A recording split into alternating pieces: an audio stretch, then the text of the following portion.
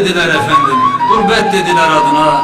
Öptüm anamın babamın elini, aldım valizimi sazımı, gurbete geldim. Bir tanış arkadaşım dedi ki buyur buyur aşık eve gidelim. Düştük arkadaşın peşine evine gittik.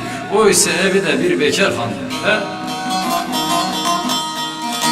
Dedim ki ah gurbet, vah gurbet dedim. Keşke köyümde kalsaydım da bu gurbetin çilesini görmeseydim. Aradım adım adım gurbet eli iş bulamadım. Kiralık ev aradım bulamadım. Gurbet böyle misin sen? Al otobüs beni götür doğduğum yere, doğduğum köye götür dedim. Yazık oldu bana ömrüm çürüdü dedim gurbet ellerde.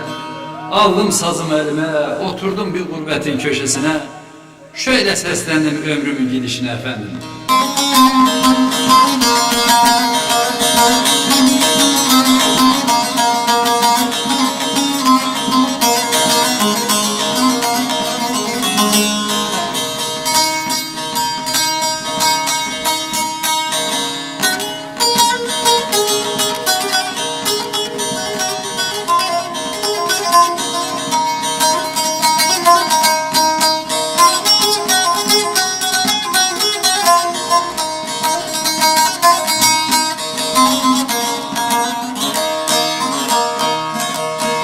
Ah yazık oldu bana,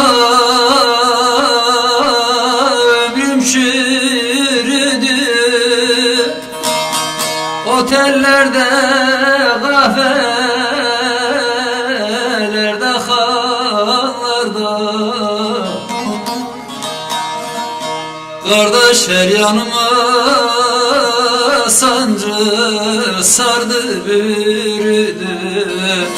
Ah otellerde, kahvelerde, hanlarda öldük öldük hanlarda.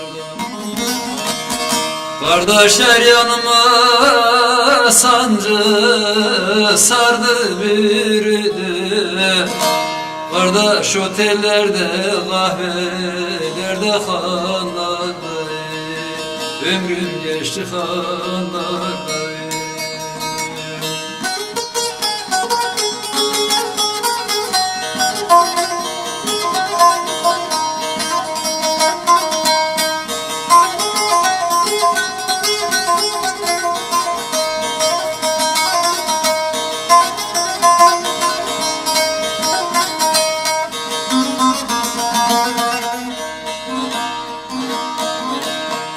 Kardeşin oldum da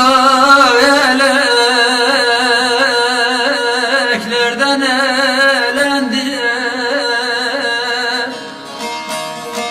Ah bazen iş aradım, gurbet bazen dolandım. Bazen sazım çaldım kardeş, bazen dilendim.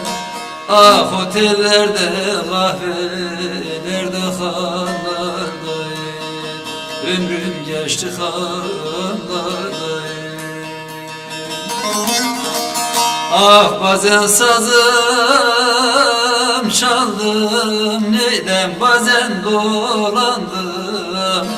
Otellerde, kahvelerde, hanlarda.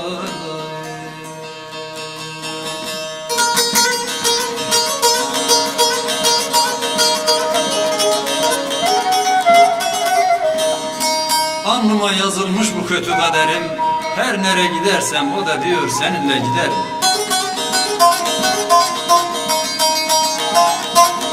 Ben bu derdi sezimle beraber çekerim.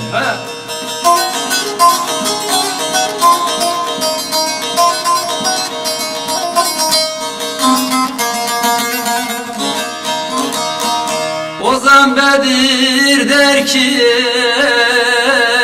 çileli başım, ah da felek ile kardeş bitmez savaşım.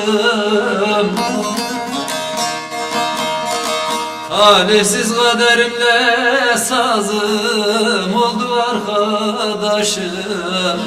Ah otellerde, kahvelerde hanlardayım, Bacıcan han oradayım.